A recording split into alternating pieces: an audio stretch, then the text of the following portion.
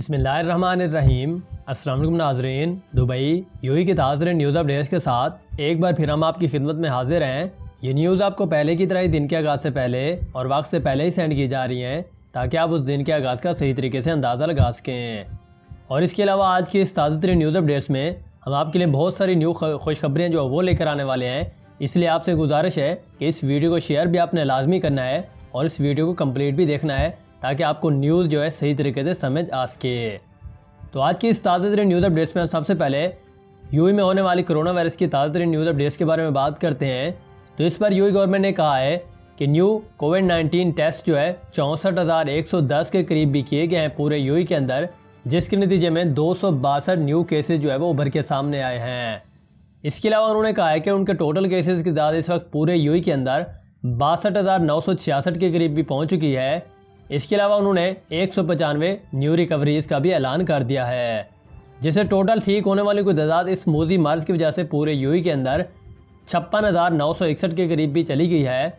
और इसके अलावा एक न्यू डेथ का भी ऐलान कर दिया गया है, जिससे टोटल मरने वालों की तादाद इस मौजी मर्ज की वजह से पूरे यूएई के अंदर 358 के करीब भी चली गई है।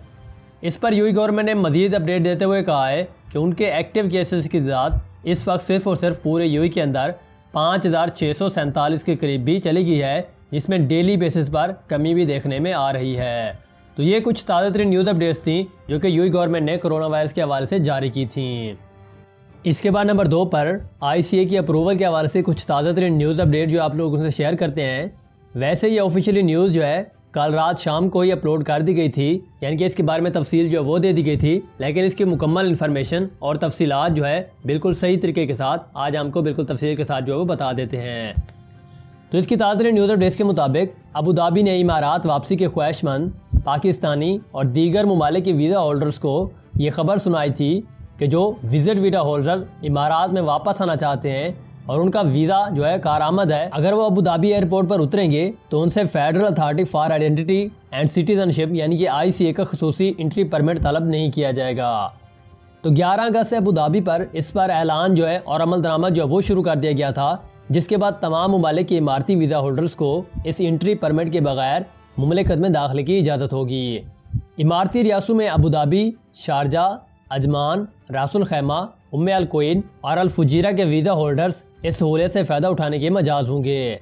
अलबत्ता ये रियायत जो है दुबई के वीज़ा होल्डर्स के लिए दस्तयाब नहीं है, लेकिन उम्मीद ये काफ़ी दायर की जा रही है कि आइंदा चंद दिनों में ये भी ख़त्म कर दी जाएगी दुबई के लिए भी।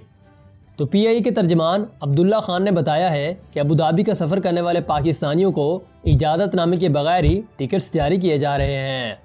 तो अबू धाबी की जानब से ये शानदार रियायत देने के बाद पाकिस्तान से इमारात के लिए परवाज़ों की गिनती में इजाफा होने का भरपूर इम्कान जो वो भी देखने में आ रहा है। और पाकिस्तान की दूसरी सबसे बड़ी एयरलाइंस एयर ब्लू के कंट्री मैनेजर अब्बास रज़ा डार ने इजाज़तनामे की शर्त ख़त्म करने को एक शानदार इक़दाम भी करार देते हुए कहा है कि इससे इमारात वापसी के मुंतज़िर तारिकीन को बड़ी सहूलत मिलेगी।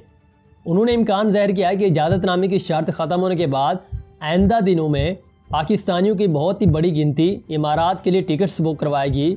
और यहाँ ये भी बताते चलें कि 10 अगस्त तक इमारात वापस आने पर वीज़ा होल्डर्स के लिए खसूसी इजाज़तनामा हासिल करना लाजमी था, जिस पर से अब पाबंदी जो ख़त्म कर दी गई है। अलबत्ता दुबई के वीज़ा होल्डर्स को general directive of residency and foreign affairs यानी कि GDRFA से इजाज़तनामा लेने की पाबंदी भी अभी कायम है।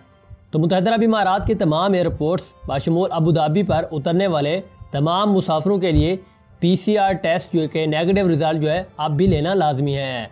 सिर्फ उनके लिए ये एंट्री परमिट की इजाज़त जो है वो ख़त्म कर दी गई है।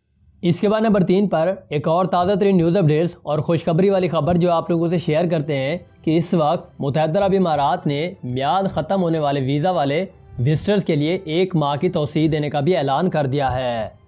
तो इस बारे में मुत्तहिदा अरब इमारात की फेडरल अथॉरिटी बराए शनाख्त एंड शहरत यानी कि ICA ने सोमवार के रोज़ उन विजिटर्स के लिए 1 माह की तौसीह देने का भी ऐलान किया है, जिनके दाखिले की इजाज़त 1 मार्च के बाद ख़त्म हो गई थी।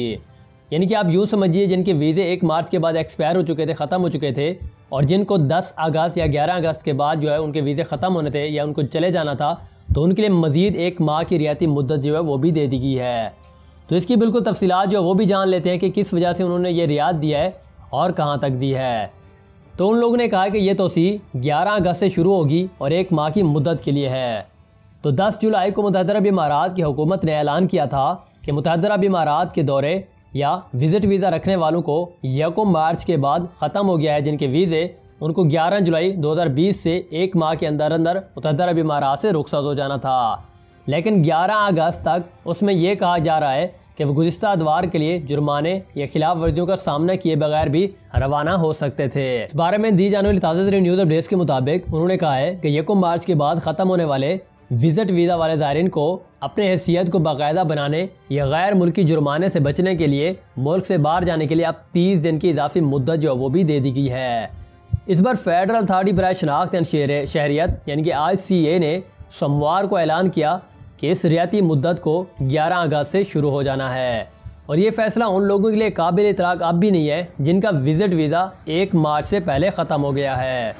तो इस बारे में ICA ने विजिटर्स पर जोर दिया है कि वो मुकर्ररा आखिरी तारीख में ही मुल्क से बाहर चले जाएं। तो इस बारे में आमिर कॉल सेंटर ने भी ताज़ा तरीन न्यूज़ अपडेट जो वो जारी किया है। तो उनके मुताबिक पहले दिन के ज़ैदुल मियाद वीज़े की सज़ा जो है आपको 200 दिरहम अदा करनी पड़ेगी, जबकि उसके बाद हर दिन के हिसाब से आपको 100 दिरहम जो वो भी जुर्माना हो सकता है अगर आप इस रियाती मुद्दत के बाद भी वीज़ा रिन्यू नहीं करवाते और ना ही अपने मुल्क वापस चले जाते हैं।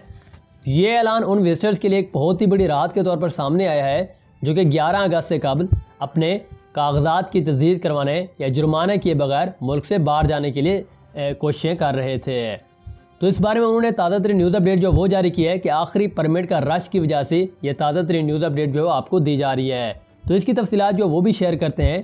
तो इस पर मुतअद्दिद ज़ायरीन अपनी हैसियत की इस्लाह के लिए आखिरी लम्हे तक इंतज़ार करते रहे, जिससे टाइपिंग मराकज़ और ट्रेवल एजेंसियों में ज़बरदस्त रश पैदा हो गया। तो इस पर मैनेजिंग डायरेक्टर अफ़ी अहमद ने कहा है कि हमें आखिरी लम्हे की कई दरखास्तें मसूल हुई और आमतौर पर उसमें विजिट वीज़ा वाले हजरात थे जिनको रिन्यू करवाने या उनकी दरख्वास्त पर अमल करने में भी काफ़ी टाइम लगता है।